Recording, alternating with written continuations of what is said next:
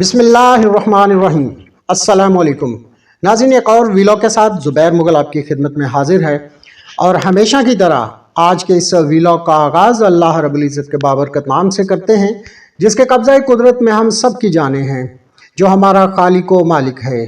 اللہ سبحانہ و تعالیٰ کی حمد و ثنا کے بعد لاکھوں کروڑوں درود و سلام نبی کریم صلی اللہ علیہ وآلہ وسلم کی ذات اقدس پر، جن کی تعلیمات تا قیامت ہمارے لیے مشعل راہ ہیں۔ ناظرین، 9 مئی کے دن شر پسندوں نے جس طرح ہماری قومی تنصیبات کی بے حرمتی کی ہے، اس کی مثال نہیں ملتی، اور پوری قوم اس دن ہونے والے واقعات کی سختی سے مذمت کر رہی ہے اور کرتی رہے گی۔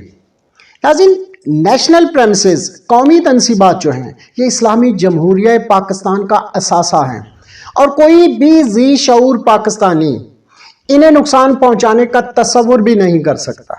اب آتے ہیں 9 مئی کے بعد کے واقعات کی طرف۔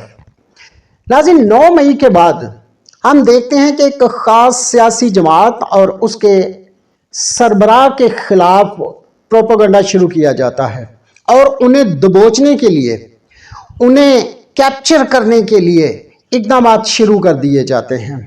ناظرین، ہمارا ملک اسلامی جمہوریہ پاکستان ہے، اور دنیا بھر کے مہذب ممالک کی طرح یہاں بھی آئین پاکستان یہ حق صرف اور صرف ہماری عدالتوں کو دیتا ہے کہ ہماری عدالتیں شفاف ٹرائل کے بعد کسی شخص کے معصوم یا گناہگار ہونے کا فیصلہ کریں گی۔ لیکن ہم دیکھتے ہیں کہ 9 مئی کے واقعات کے بعد عدالتوں سے بالا کچھ لوگ یہ فیصلہ کر لیتے ہیں کہ انہوں نے پی ٹی آئی کو کچلنا ہے، پی ٹی آئی کے چیئرمین کو راستے سے ہٹانا ہے۔ ناظرین، ہمارا آئین پاکستان کے کسی بھی ادارے کے سربراہ کو یہ حق نہیں دیتا کہ وہ اپنی طرف سے یہ فیصلہ کر لے کہ کون گنہگار ہے، کون مجرم ہے۔ یہ حق صرف اور صرف عدالتوں کا ہے، جہاں مکمل طور پر شفاف ٹرائل کیا جاتا ہے، اور اس ٹرائل کے بعد پھر یہ فیصلہ ہوتا ہے کہ آیا کوئی شخص مجرم ہے یا نہیں ہے، کوئی جماعت دہشت گرد ہے یا نہیں ہے۔ ناظرین، عمران خان صاحب جو کہ پی ٹی آئی کے چیئرمین ہیں، ان کے خلاف اسی طرح کا ایک محاذ کھولا جاتا ہے۔ عمران خان صاحب کو توشہ خانہ کیس میں اریسٹ کیا جاتا ہے۔ توشہ خانہ کیس میں جس طرح کا ایک ٹرائل پوری دنیا نے دیکھا، مضحکہ خیز قسم کا ٹرائل کیا جاتا ہے، اور اس میں پھر عمران خان صاحب کو 3 سال کی سزا سنائی جاتی ہے۔ گو کہ یہ سزا ختم ہو چکی ہے، یہ سزا معطل ہو چکی ہے، جسے ہائی کورٹ نے معطل کر دیا تھا، اور اس کے بعد تو یہ ظاہر ہے یہ کیس چلے گا، اور پھر ثابت ہوگا کہ عمران خان صاحب توشہ خانہ کے حوالے سے مجرم ہیں یا نہیں ہیں۔ لیکن اس کے بعد ناظرین، چونکہ ہر صورت میں اس جماعت کو ختم کرنا ہے اور اس جماعت کے چیئرمین کو پکڑنا ہے، اسے میدان سے ہٹانا ہے، کیونکہ کچھ لوگوں کا یہ خیال ہے، بلکہ کچھ لوگوں کی یہ خواہش ہے کہ وہ پاکستان تب آئیں گے جب پاکستان میں ان کو لیول پلینگ فیلڈ دی جائے گی، جب پاکستان میں ان کے خلاف الیکشن لڑنے والے اور الیکشن لڑ کر جیتنے والے جو ہیں وہ ختم کر دیے جائیں، انہیں ہٹا دیا جائے، پھر وہ پاکستان آئیں گے۔ تو اس کے لیے اقدامات اٹھائے جا رہے ہیں۔ عمران خان صاحب کو اب سائفر کیس میں گرفتار کر لیا گیا ہے۔ سائفر کیس پوری قوم جانتی ہے۔ ناظرین، سائفر ایک ایسا ڈاکیومنٹ ہے جس میں امریکن ڈپلومیٹ ہمارے ڈپلومیٹ سے کہتا ہے کہ عمران خان کو تحریک عدم اعتماد میں فیل کرنا ہے، نااہل قرار دینا ہے۔ اگر ایسا نہ کیا گیا تو پھر پاکستان کے لیے سنگین نتائج ہوں گے، اس کے کانسیکوینسز ہوں گے۔ عمران خان صاحب چونکہ وزیر اعظم تھے، چنانچہ انہوں نے سمجھا کہ پاکستان کے خلاف ایک سازش کی جا رہی ہے۔ یاد رکھیے گا ناظرین، یہ پاکستان کے خلاف ایک سازش کی جا رہی تھی، لہٰذا وہ اس سازش کو پاکستان کی قوم کے سامنے لے کر آئے۔ لیکن بدقسمتی سے آج وہی چیز عمران خان صاحب کے گلے ڈالی جا رہی ہے۔ اسی سائفر کیس کے سلسلے میں ایک مقدمہ بنا کر انہیں اس مقدمے میں ان کی گرفتاری ڈالی گئی، اور پھر اس کا ٹرائل بھی شروع ہو گیا ہے۔ اب 9 اکتوبر کو اس کی اگلی پیشی ہے، اور کچھ دانشوروں کا خیال ہے، کچھ جو سیاسی مبصرین ہیں ان کا خیال ہے کہ عمران خان صاحب کو ہر صورت اس کیس میں سزا دی جائے گی۔ اور یقیناً ناظرین، توشہ خانہ کیس کو جس طرح چلایا گیا، اس میں جس طرح کی غلطیاں کی گئیں، اب کوشش کی جائے گی کہ سائفر کیس میں اس طرح کی غلطیاں نہ کی جائیں۔ یہاں ایک چیز آپ کو بتاتا چلوں کہ حکومت کی طرف سے یہ اپیل کی گئی تھی کہ اس کیس کو، چونکہ یہ انتہائی سینسٹیو نوعیت کا کیس ہے، اسے ان کیمرہ جو ہے وہ چلایا جائے، لیکن اس کی اجازت نہیں دی گئی اور کہا گیا ہے کہ جو حصہ ہمیں سینسٹیو لگے گا اسے ان کیمرہ کیا جائے گا، ادروائز باقی سارا کا سارا کیس جو ہے وہ اوپن کورٹ میں چلایا جائے گا۔ اب ناظرین آتے ہیں کہ 9 مئی کے جو واقعات ہیں اس کے بعد ملک بھر میں پی ٹی آئی کے جو کارکنان ہیں ان کی پکڑ دکڑ شروع کی جاتی ہے۔ 20,000 کے قریب بتایا جاتا ہے کہ پی ٹی آئی کے کارکنان انہیں گرفتار کیا گیا، اور پاکستان کی تاریخ میں پہلی بار خواتین جو کارکنان ہیں نہ صرف انہیں گرفتار کیا گیا بلکہ انہیں دنیا کے سامنے عبرت کا نشان بنایا گیا۔ ہماری بالعموم پاکستان اور بالخصوص جو پنجاب کی خواتین ہیں انہیں خواتین حضرات گرفتار کرنے کے دوران سڑکوں پر گھسیٹا گیا، اور یہ میں نہیں کہہ رہا، پوری دنیا نے کیمرے کی آنکھ سے دیکھا کہ کس طرح ہماری جو خواتین ہیں ان کی بے حرمتی کی گئی۔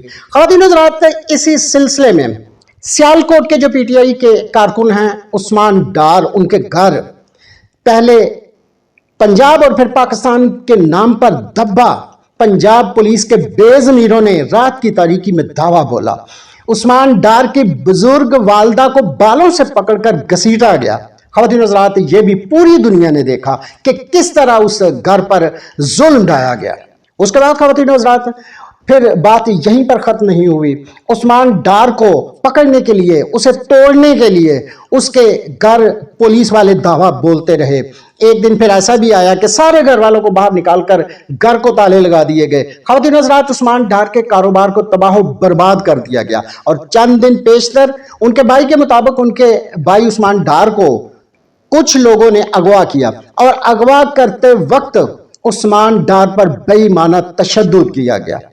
اب ہم یہ خبر سنتے ہیں کہ عثمان ڈار جو ہے وہ غائب ہو گئے ہیں، انہیں کس نے اغوا کیا یہ کسی کو پتا نہیں تھا۔ اچھا جی، کل ہم دیکھتے ہیں کہ کامران شاہ صاحب کے پروگرام میں عثمان ڈار صاحب اچانک نمودار ہوتے ہیں، اور وہ آ کر کہتے ہیں جی 9 مئی کے واقعات جو ہیں وہ عمران خان صاحب کی منصوبہ بندی کے ساتھ ہوئے۔ تو ناظرین پوری دنیا یہ جانتی ہے کہ جس طرح عمران خان کے ساتھیوں کو توڑنے کی کوشش کی گئی، جس طرح انہیں گواہ بنانے کے لیے، عمران خان صاحب کے خلاف گواہ بنانے کے لیے ان پر ظلم و زیادتی کے پہاڑ توڑے گئے، اس کی مثال دنیا میں ہمیں کہیں نہیں ملتی۔ یہ صرف پاکستان میں ہوا، اور 21ویں صدی میں ہو رہا ہے، کیمروں کے سامنے ہو رہا ہے، اور کچھ لوگ یہ سمجھتے ہیں کہ چاہے دنیا دیکھتی ہے تو دیکھے، لوگ ہم پر تھو تھو کرتے ہیں تو کریں، لیکن کچھ لوگوں کی ایما پر جو کچھ ہم کر رہے ہیں یہ سلسلہ جاری رہے گا۔ خواتین حضرات عمران خان کے اس سپاہی نے کل جو انٹرویو دیا وہ ظاہر ہے انتہائی مجبوری کی حالت میں دیا، کیونکہ اس کے بعد جو کچھ ان کی والدہ نے پھر آ کر انٹرویو میں اپنے ایموشنز کا، اپنے جذبات کا اظہار کیا ہے، انہوں نے اس پورے انٹرویو کو اڑا کے رکھ دیا ہے۔ ناظرین عثمان ڈار کی والدہ نے خواجہ آصف کو چیلنج کیا ہے کہ اب عثمان ڈار نہیں بلکہ وہ خواجہ آصف کا مقابلہ کریں گی، اور جو کمنگ الیکشنز ہیں وہ جب بھی ہوتے ہیں، جو کہ ہوتے ہوئے دکھائی تو نہیں دے رہے، وہ جب بھی ہوتے ہیں تو عثمان ڈار کی والدہ صاحبہ کا یہ دعویٰ ہے کہ وہ خواجہ آصف کے خلاف الیکشن لڑیں گی، اور وہ ایک ایک ظلم کا حساب الیکشن میں لیں گی۔ لوگ انشاءاللہ انہیں ووٹ کریں گے اور وہ جیت کے خواجہ آصف کو دکھائیں گی۔ آج ناظرین ایک چھوٹی سی نظم ہے پنجابی میں میری اپنی لکھی ہوئی ہے، وہ آپ کی سماعتوں کی نظر کرنا چاہوں گا۔ جب تک مارے مر کے جینا ہر کوئی انہوں ماردہ رہے گا، اجو دی تے کل میری واری ظلم دا چکھڑ چلدا رہے گا۔ رزق دا وعدہ سونے کیتا فیر کی پختوں ڈرنا یارو، پوکا والے رب دے کریے رزق دا چکر چلدا رہے گا۔ رب نو چھڈ کے ظالم دی میں کد تک کراں غلامی، رب نو چھڈ کے ظالم دی میں کد تک کراں غلامی۔ عزت جان وی جوکھاں چاڑی، عزت جان وی جوکھاں چاڑی، کد تک بندہ سسکدا رہے گا۔ پھر چھڈو یارو زخماں درداں پیڑاں دی اس کہانی نو، پھر چھڈو یارو زخماں درداں پیڑاں دی اس کہانی نو، पीड़ा दे इस डर तो डर के, कब तक बंदा लुकदा रहेगा। आओ सारे रल मिल अपना फर्ज निभाइए, जालिम अगे कंध बनाइए। आओ सारे रल मिल अपना फर्ज निभाइए, जालिम अगे कंध बनाइए।